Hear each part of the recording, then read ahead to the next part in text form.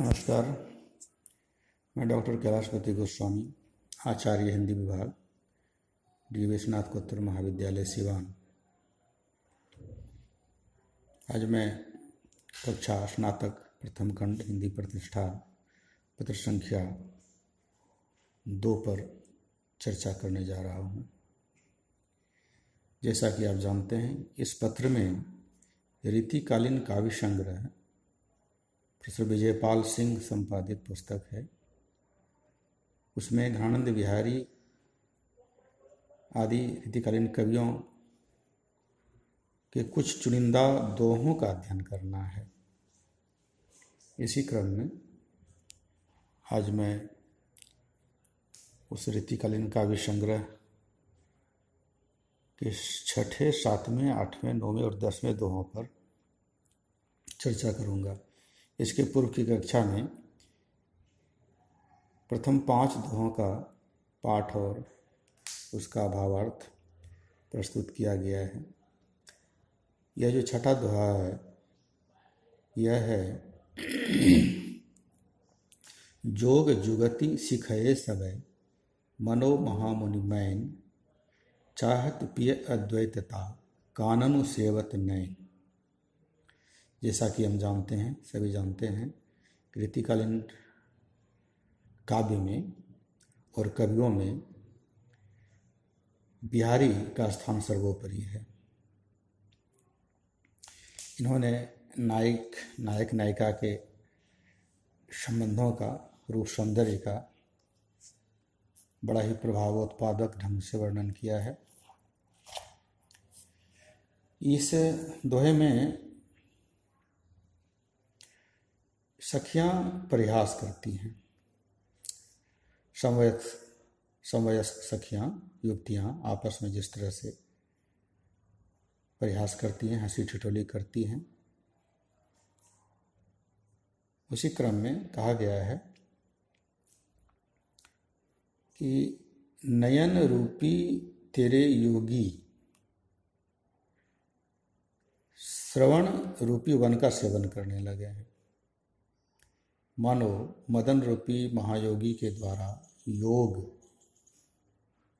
जैसा कि हम जानते हैं योग का 2 अर्थ है, एक तो संयोग और दूसरा परमात्मा से मिलन का, जो योग और साधना के बल पर जो उपाय है हुआ है।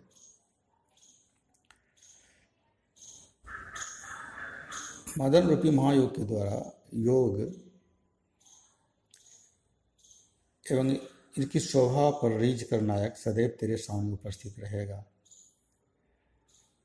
नवयौवना मुग्धा के नेत्रों के सौंदर्य का तथा बढ़ाव को देखकर, जैसा कि माना गया है कि नायिका के नेत्र अगर बड़े हैं तो वह सौंदर्य में चार चांद लगा देता है, 4 चांद लगा देते हैं। इसलिए बड़े नेत्र सौंदर्य का प्रतीक होते हैं।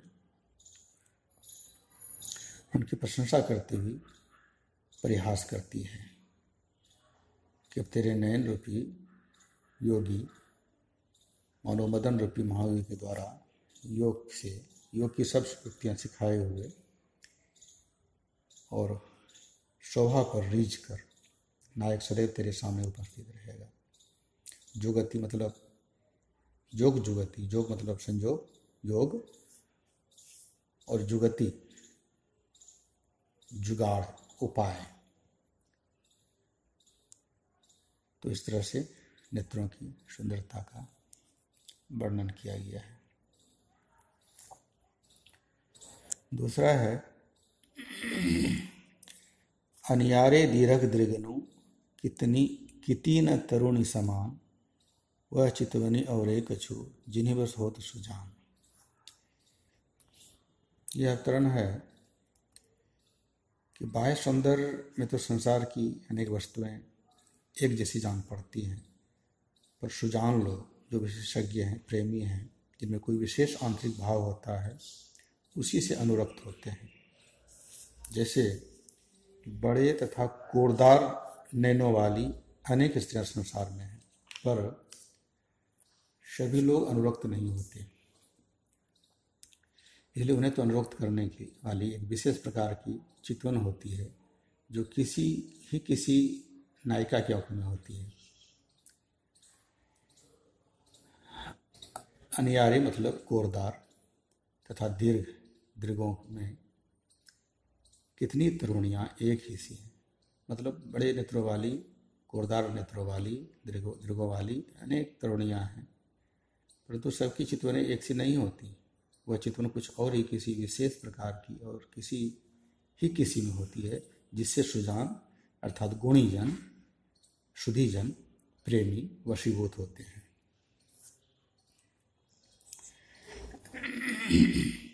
तीसरा है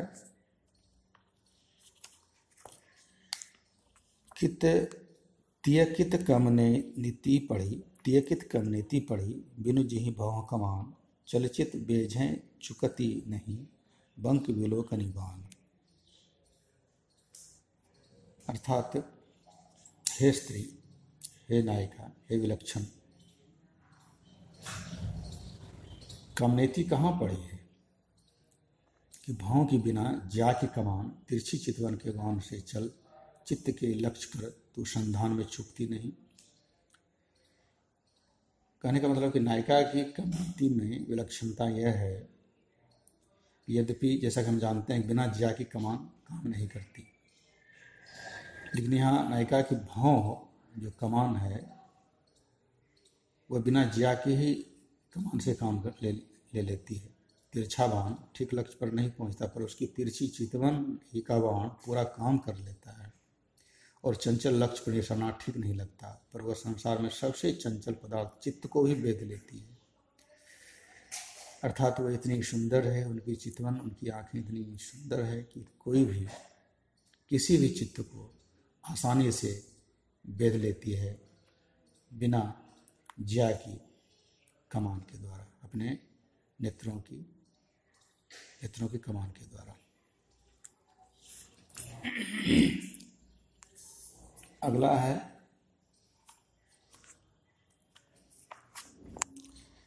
डारे ठोड़ी गाढ़ गही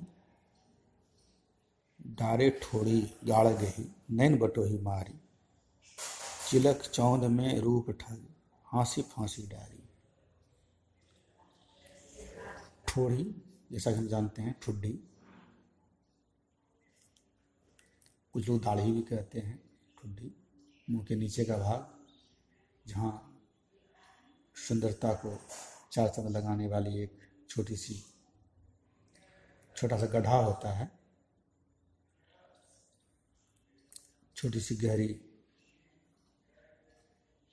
धसी हुई जगह होती है, इस पर बरबस ही नायक का ध्यान चला जाता है।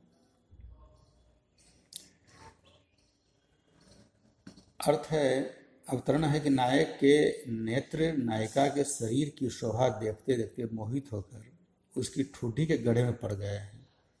मतलब उसके मुख सौंदर्य का अवलोकन करते करते नायक के नेत्र नायिका की ठुड्डी पर जाकर स्थिर हो जाते हैं और अब वहाँ से शोभाधिक्य के कारण इतनी शोभा है दे रही है, इतनी सुंदरता है कि वहाँ से नायक के नेत्र हटने का नाम नहीं लेते हैं। अपने नयनों की अव्यवस्था नायिका की शोभा का वर्णन करता हुआ स्वगत कहता है, अपने आप कहता है कि उसके सौंदर्य रूपी ठग ने चिलक रूपी चौंद में मेरे नयन रूपी पथिकों को घेर कर हाँसी रूपी फांसी डाल मार कर ठोड़ी के गड्ढे में डाल दिया एवं वे बेचारे नेत्र वहीं पड़े हुए हैं, वहाँ से निकल नहीं पा रहे हैं। इतने घायल हैं इनके नेत्र नायक के उस ठोड़ी के कारण। इस तरह से नायिका के मुख सौंदर्य का वर्णन कवि ने इस दोहे में किया है। जो 10वां दोहा है, आज का 5वां और उस पुस्तक के हिसाब से 10वां दोहा हुआ है। कर समेट कछ भुज उलटी खैं शीस पटुटारी काको मन बांधे न यह जोरों बांधन हारी। अर्थात